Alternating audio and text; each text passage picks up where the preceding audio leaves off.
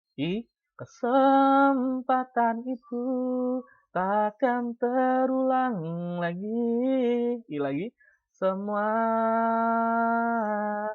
Lagi. Kesalahanku yang pernah menyakitimu. Jadi ada 3. Dari satu bait itu kita kenal 3. Ada A, I, U. Nah, bisa kayak gitu.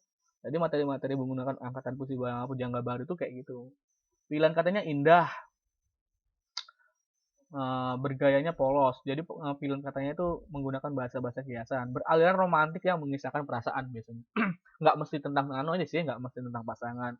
Biasanya aliran-aliran seperti ini berisikan tentang kecintaan kita kepada seseorang yang kita cintai, yang begitu penting buat kita. Misalnya kayak orang tua, ibu, ayah.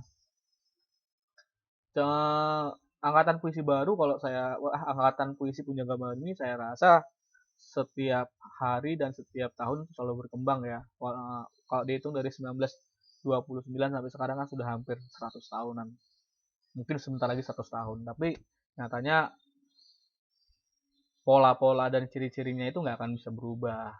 Kalau zaman tahun 1980-an kita kenal yang namanya Rische, Ebit G.A.D. Apa? Ebit G.A.D itu kan kalau menggunakan bahasa-bahasa dalam puisi, dalam lirik-liriknya itu mendalam ya. Saya masih ingat betul lagunya tentang ayah itu. Ada satu kutipan yang saya suka tuh. Bahumu yang dulu kekar, legam terbakar matahari, kini kurus dan terbungkuk. Coba bayangin tuh, seorang ayah yang dulu itu kekar, cuma badannya tuh kulitnya agak gelap karena tidak pernah pakai baju dan selalu bertani, jadi akhirnya kan gelapnya besar, gagah, ototnya banyak. Tapi di akhir kehidupannya mulai kurus, mulai bungkuk jalannya. Ya ini saya kalau misalnya mendengarkan lagu itu kadang-kadang suka meneteskan air mata, rindu dengan orang tua saya. Ya. Jadi bahasa-bahasa atau materi-materi estetik dari pujangga baru ini sebenarnya nggak akan pernah hilang ya. Ciri ekstra estetiknya. Ekstra estetik itu apa sih? Estetik tapi di luarnya. Di luar dari permasalahan yang dikaitkan itu berupa masalah perkotaan saja. Jarang yang membahas tentang pedesaan. Kenapa? Karena pada saat itu muncul perkotaan baru sebelum kemerdekaan ya, kita tidak begitu mengenal yang namanya daerah Borneo atau Kalimantan. Jadi yang paling terfokus kepada Sumatera dan Jawa biasanya. Lalu berisi tentang nasionalisme, cita-cita nasional dan keagamaan. Kenapa? Karena pada saat itu belum terjadi yang namanya kemerdekaan Indonesia. Jadi ini di bawah dari kemerdekaan Indonesia itu sendiri. Ungkapan perasaannya jiwanya kuat, masih bersifat didaktis, yaitu seolah-olah menggurui. Jadi bahasa-bahasa puisinya itu seolah-olah menggurui, seolah-olah gini loh yang bagus. Harus jujur, harus dermawan, murah hati, murah senyum, ya semacam itulah. Next berikutnya kita kenal yang namanya periode angkatan 45. Nah, periode angkatan 45 ini kalau menurut pribadi saya adalah periode pas sebelum pra kemerdekaan. Jadi pada tahun 1942 sampai 1945 di mana kita merdeka. Nah, puisi-puisi di situ tetap masih kayak Rustam Effendi, dia masih menggunakan bahasa-bahasa tentang masih perasaan. Dia masih ada kompilasi materinya itu masih berhubungan dengan masyarakat. Muncul yang namanya Hairil Anwar. Hairil Anwar itu menuliskan tentang kepada peminta-minta. Jadi dia fokus kepada orang-orang yang menurut dia itu kasihan, orang di pinggir jalan, tidurnya di gerobak, segala macam. Jadi belum ada materi khusus tentang bagaimana kita bisa merdeka. Karena itu masih pra ya. Pra kemerdekaan. Ciri-ciri angkatan 45 gimana? Dia biasanya lebih bebas dari angkatan sebelumnya. Kalau angkatan sebelumnya tuh kata-katanya panjangnya segini misalnya. Dari atas sampai bawah panjangnya sama misalnya gitu. Terus kalau semua gitu. Tapi kalau misalnya estetik 45 ini gimana? Dia lebih ke bebas, terserah mau menggunakan bahasa-bahasa yang bergaya eksponensialnya itu menunjukkan keakuan. Baru ada realisme menggunakan kosakata sehari-hari. Jadi nggak begitu banyak kiasan-kiasan menggunakan bahasa-bahasa yang terlalu berat.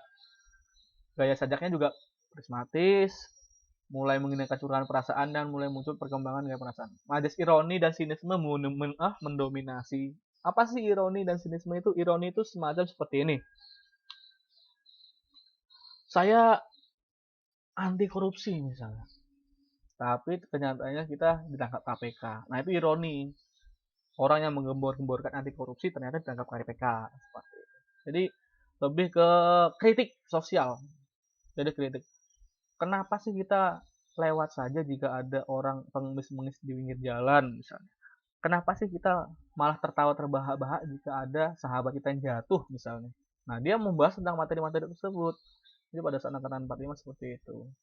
Next, ciri-ciri ekstranya keberadaannya individu atau pribadi menonjol. Biasanya keberadaan itu lebih ke materi itu membahas tentang satu objek tokoh.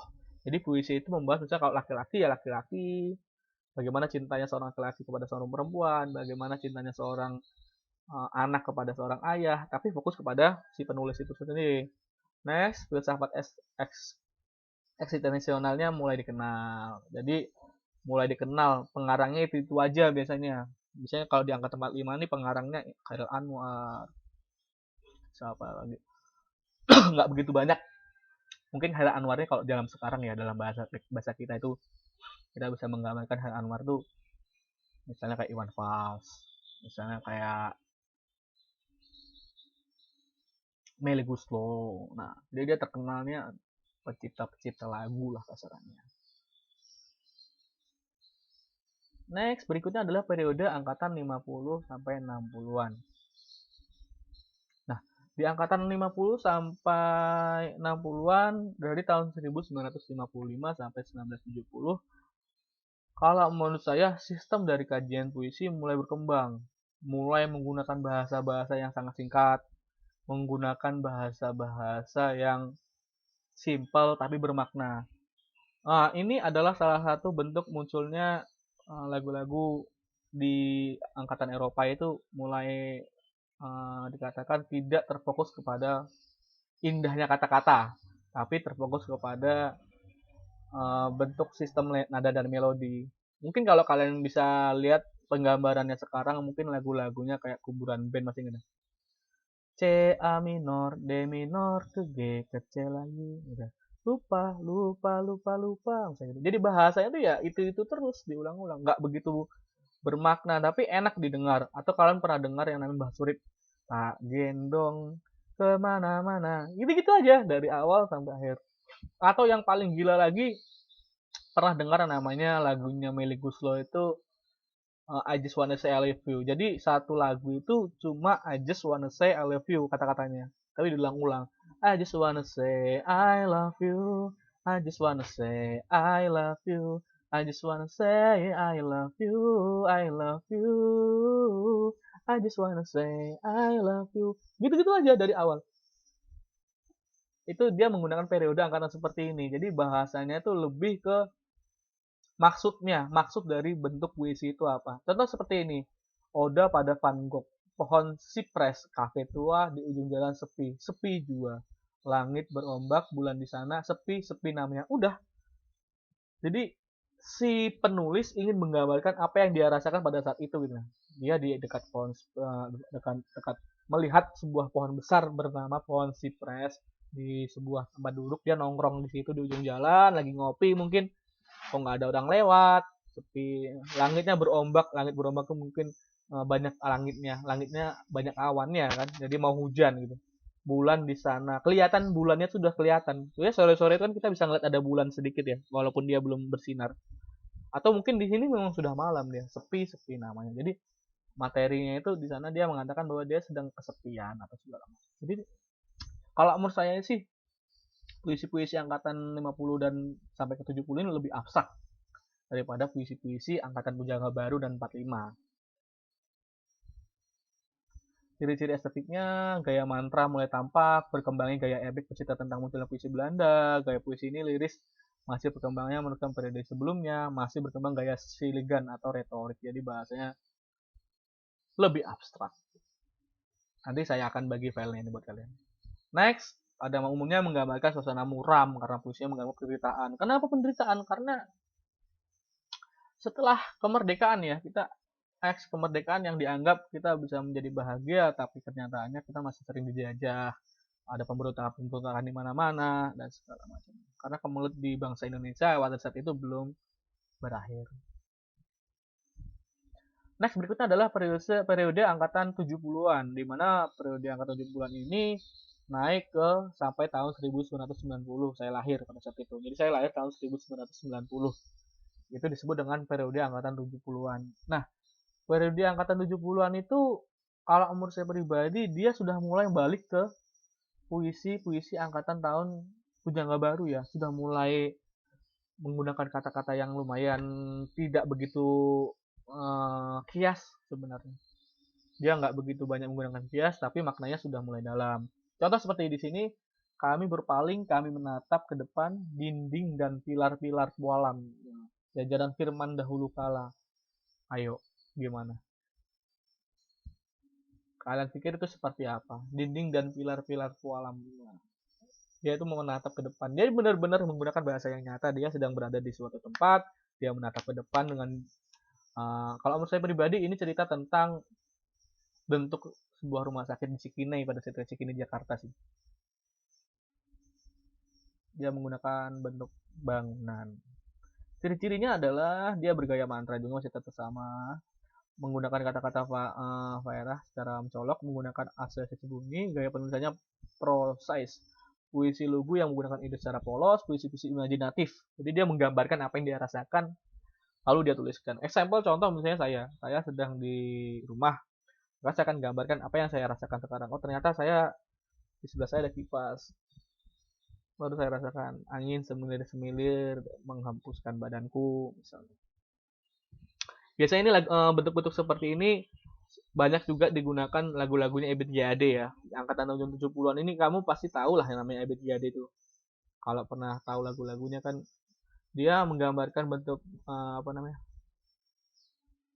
menggambarkan kata-kata itu menggunakan gambaran apa yang dia rasakan. Pernah ingat ya waktu itu dia membuat lagu tentang letusan gunung berapi kalau nggak salah.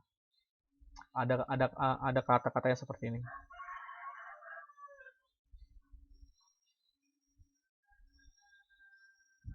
Lupa saya. Rumput yang bergoyang. Nah, ini secara tidak langsung. Dia menggambarkan bahwa rumput itu bisa berbicara seperti itu. Atau kalau lagunya Krisya itu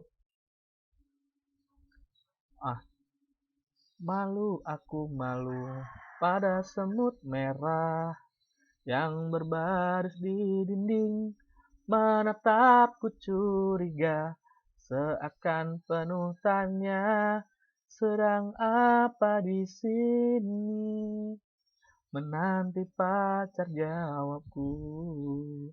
Jadi seakan-akan itu semut-semut di pinggiran dinding itu ngeliatin dia gitu. Ini ngapain orang nih kan? Kok pada yang lain belajar, dia kok malah di belakang kantin? Mau ngapain? Itu kan ceritanya kan kisah lagu itu kan dia menceritakan dia menunggu pacarnya di dekat kantin. Jadi teman-teman pada sekolah pada belajar, dia keluar. Ingin menceritakan atau ingin mengutarakan sesuatu kepada pacarnya. Akhirnya dia janjian lewat surat. Akhirnya ditunggu. Sungguh aneh tapi nyata, takkan terlupa kisah kasih di sekolah dengan si dia. Kayak mana? Masa-masa paling indah, masa-masa di sekolah, ada kisah paling indah, kisah kasih di sekolah. Nah jadi baguslah bentuk-bentuk pola-pola angkatan tahun 70-an itu lebih ke menggambarkan perasaan dan menggambarkan suasana pada saat itu. Dan seakan-akan dia menggunakan personifikasi di mana benda mati ataupun makhluk di luar dari makhluk manusia tentunya bisa berbicara. Ya kayak gitu. Kita kenal yang namanya Ebit G.Ade, kita kenal yang namanya Chrisye, kita kenal yang namanya siapa lagi yang zaman dulu ya, kita kenal yang namanya kayak gereja tua itu siapa, saya lupa. Saya tipikal pengamat musik yang agak suka, walaupun saya pada saat itu belum lahir ya teman. Ada beberapa karya-karya musik pada saat itu saya suka banget karena materinya menurut saya pribadi itu lebih bagus daripada angkatan 2000-an. Kenapa? Karena angkatan 2000-an ini kata-katanya terlalu estetik dan kadang-kadang nggak masuk akal. Kalau menurut saya sih, ya sekali-sekali kalian akan dengarkanlah lagu-lagu atau karya-karya angkatan tahun 80-an. Ciri-cirinya, puisinya itu menggunakan kehidupan batin dan religius, ceritanya merupakan lukisan kehidupan, berhubungan dengan HAM biasanya. Kalian kalian kalau yang berhubungan dengan HAM ini Iwan Fals biasanya dia. Saya masih ingat dulu betul lagu-lagunya Iwan Fals itu selalu mengkritik pemerintahan ya misalnya. Kayak mana ya lagunya Iwan Fals itu saya lupa. Dia banyak sering apa namanya, lagunya tikus-tikus kantor, atau lagunya lihatlah anak kecil, na na na na na na na na. Jadi bahasanya itu berhubungan dengan hak asasi manusia. Anak kecil umur 9 tahun sudah kerja, orang tua punya predikat tinggi, sarjana, master, doktor, korupsi. Jadi kritik sosial semua. Tapi pada saat itu HAM kan pada saat itu tidak begitu sedemokrasi sekarang. Jadi caranya tidak frontal, nggak langsung demo ke depan istana, nggak langsung memberikan kritik lewat media sosial, tapi dengan karya, dengan lagu-lagu ingin menggambarkan perasaan bahwa ketidakadilan pada saat itu atau ketimpangan sosial pada saat itu digambarkan dengan sebuah lagu. Makanya kalau kamu dengar lagu-lagunya Iwan Fals itu banyak lagu-lagunya yang berhubungan dengan pemerintahan ya. Saya nggak begitu apa lagi namanya apa sih? Denting piano kala jemari menari, nada merambat pelan di setunian malam saat datang rintik hujan bersama sebuah bayang yang pernah terlupakan.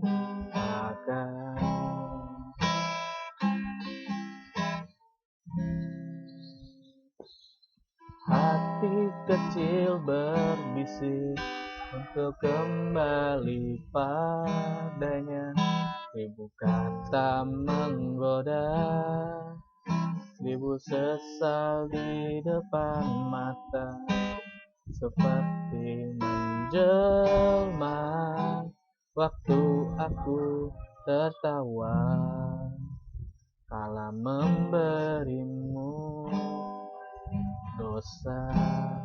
Oh maafkanlah. Nah gitu. Jadi bahasa-bahasanya itu berhubungan dengan kritik sosial, berhubungan dengan kehidupan, berhubungan dengan bahkan ada beberapa lagu yang membuat Iwan Fals itu harus masuk penjara pada saat itu. Jadi caranya dia berkritik pada saat itu menggunakan lagu, lalu karena merasa pada saat itu kalau nggak salah zaman era Pak Soeharto, merasa dia dihina oleh Iwan Fals. Akhirnya Iwan Fals pada saat itu dipenjara. Luar biasa perjuangan zaman dulu kan. Oke, bagaimana dengan puisi saat ini? Nah, ini adalah salah satu puisi tahun 1999 dan 2003. Nah, kalau kita lihat puisi-puisi zaman sekarang itu malah menurut saya larinya ke sebuah cerita. Jadi puisi-puisi zaman sekarang tuh tidak lagi menggunakan bahasa-bahasa kiasan yang begitu banyak. Misalnya kayak pohon bisa berbicara. Itu mungkin ya kalau kalian pernah dengar lagu-lagunya Kangen Band itu dia masih menggunakan bahasa-bahasa pujangga baru ya. Andaikan bulan, andaikan bintang dapat berbicara. Kan gitu. Tapi kalau sudah kayak lagu-lagu menggunakan sistem puisi modern, kamu bisa ngeliat lagu-lagunya Last Child itu dia menggunakan realita kehidupan. Saya bukan orang yang tinggal di jalanan, tapi dengan lagunya dari Depresiku itu saya bisa merasakan bagaimana sih hidup di jalanan itu. Kayak mana lagunya? Ma, gimana? Malam ini hujan turun lagi bersama kenangan yang mungkin luka di hati. Ada rapnya yang enak. Ku ingat saat ayah pergi dan kami mulai kelaparan. Hal yang biasa buat aku hidup di jalanan. Di saat ku belum mengerti arti sebuah perceraian yang hancurkan semua hal indah yang dulu pernah aku miliki. Coba, ini salah satu lagu yang saya suka sih, karena materinya banget. Coba kita ulang dari awal ya. Apa itu? Malam ini hujan turun lagi bersama kenangan yang mungkin luka di hati, luka yang harusnya dapat terobati, dan ku harap dia dapat terjadi. Ku ingat saat ayah pergi dan kami mulai kelaparan. Hal yang biasa buat aku hidup di jalanan. Di saat ku belum mengerti arti sebuah perceraian yang hancurkan semua hal indah yang dulu pernah aku miliki. Wajar bila saat ini. Nah, gitu. Ada apa? Setelah rap keduanya itu ada juga intro yang saya suka itu. Mungkin sejenak dapat aku lupa. Mungkin sejenak dapat aku lupakan dengan minuman keras yang saat ini ku genggam. Asa menorehkan kaca di lenganku. Apapun kan ku lakukan, ku ingin lupakan. Namun bila ku mulai sadar dari sisa mabuk semalam, pedihnya luka ini semakin dalam ku rasakan. Di saat ku belum mengerti betapa indah dicintai, hal yang tak pernah ku dapatkan jika aku hidup di jalanan. Nah, jadi materi-materi tentang lagu-lagu atau karya-karya puisi modern itu malah berupa cerita kalau sekarang. Dan kalau menurut saya pribadi, musik, lagu, dan puisi tidak akan bisa dilepas. Semuanya adalah satu kumpulan yang sama. Begitu sampai ke puisi modern sekarang.